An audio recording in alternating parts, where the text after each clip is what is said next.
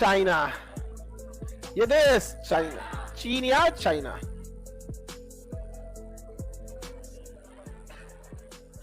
कौन देश है? चाइना। एशिया का सबसे बड़ा देश चाइना। चाइना जो है ना, उसकी जितनी जनसंख्या है 95% जनसंख्या यहां रहती है, इस एरिया में। इस एरिया में चाइना की जनसंख्या रहती है। इस लाइन को हु लाइन कहते हैं। क्या कहते हो? Who line.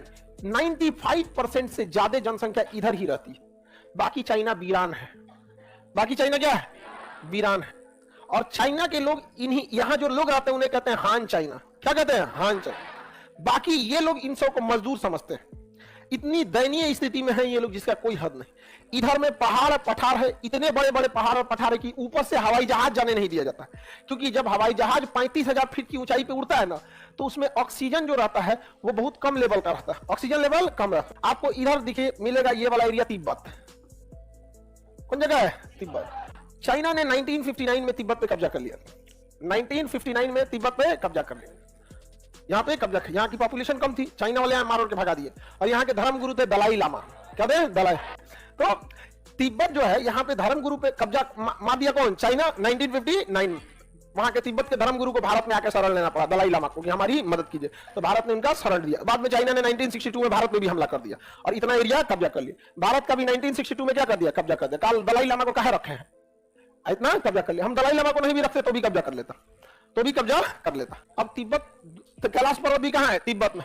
अब दुनिया की जितनी भी एशिया की बड़ी नदियां हो तिब्बत से निकलती है। सिंधु नदी तिब्बत से, सिंधु नदी तिब्बत से, सतलज तिब्बत से, ब्रह्मपुत्रा तिब्बत, यांग तिब्बत से, मेकांग नदी तिब्बत से।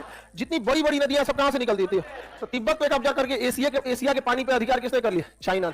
वहां से पानी रोक सकता है, डाइवर्ट कर सकता है। चाइना के पास पैसा है, कुछ भी बना सकता है। डैम है, वहां लोकतंत्र नहीं है। सरकार जो बोल दी कर देगा। कल को कर देगा यहाँ डैम बनेगा, सारा मकान खाली, एक हफ्ता के अंदर, एक हफ्ता के अंदर आपको खाली कर देना है, नहीं तो आपका खोपड़ी खाली कर देगा।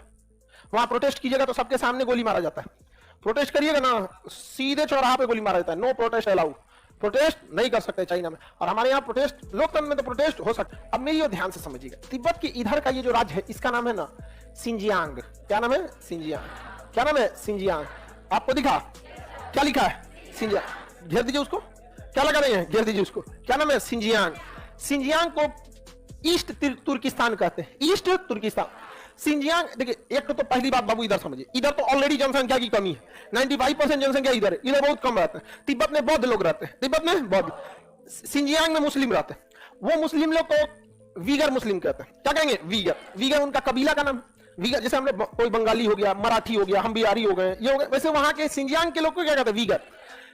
सबसे नरक की जिंदगी अगर किसी की बना के रखे हैं सब ना, तो एक फिलिस्तीन, अभी आगे पढ़ाएंगे तो वहां, और दूसरा वीगर मुसलमानों की। वीगर मुसलमानों की स्थिति को नरक बना दिया है चाइना। वहां के मौलवी दाढ़ी नहीं रख सकते। समझा कि नहीं? दाढ़ी नहीं रख सकते। लड़कियां का कपड़ा घुटना से ऊपर होना चाहिए, अदरवाइज में वो काट देंगे सब। और अगर कोई मौलवी साहब ये बोल देते हैं चाइना में कि ये गलत है, तो मौलवी साहब को जो पनिशमेंट दिया जाता है उसका नाम है डांस पनिशमेंट। डीजे का गाना बजा देगा और उनको ना डांस करना पड़ेगा चौराहा पे। और पाकिस्तान इससे नफरत नहीं कर सकता, उनको चिंता है कश्मीरी की। अरे दम है तो बोल के दिखाओ ना कि वीगर मुसलमानों पे अत्याचार होता है। हम भारत वाले कश्मीरियों के साथ भी खड़े हैं कि तुम्हारे साथ जुल्म होगा तो हम भी तुम्हारे साथ खड़े रहेंगे, नहीं होने देंगे। और हम हिंदुस्तान वाले वीगरों के साथ भी खड़े हैं, और हम इजराइल के खिलाफ हम फिलिस्तीन का भी आवाज उठा देते हैं। अटल बिहारी वाजपेयी ने कहा था कि फिलिस्तीनियों को उनकी जमीन मिलनी चाहिए। हमारे अंदर दोगलापन नहीं होता है। ये पाकिस्तान वाले से कहिए तो नहीं, वीगर मुसलमानों के अंदर बोल के दिखा, निकाल के। अरे ये सोच रहा सूप बना के पी जाएगा चाइना वाला इनका। नहीं, इनको केवल चिंता किसकी है? कश्मीरी। हम लोग ने कहा कभी इस टाइप का अत्याचार किया? कभी है? अगर कश्मीरियों पे जुल्म होता है, अगर कश्मीरियों पे जुल्म होता है तो वीगर मुसलमानों पे क्या होता है?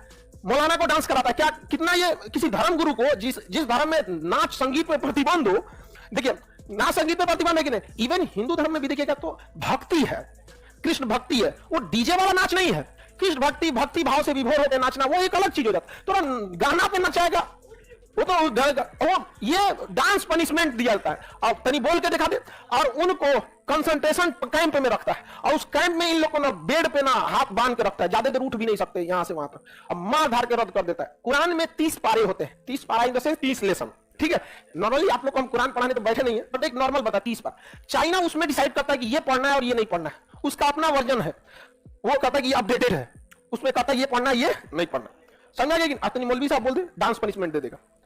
इस्लाम धर्म के रूल के हिसाब से पैर का ये निचला तखना तक कपड़ा रहना चाहिए, और ये कलाई तक, और ये गर्दन की हड्डी तक, यहां तक, समझ गया। अब वो कहता है कि ना ये पैर का रखना छोड़ो ना यार, तुमका ठेवना से ऊपर रहना चाहिए, और चौराहे पे काट देता है और जेल कर देगा।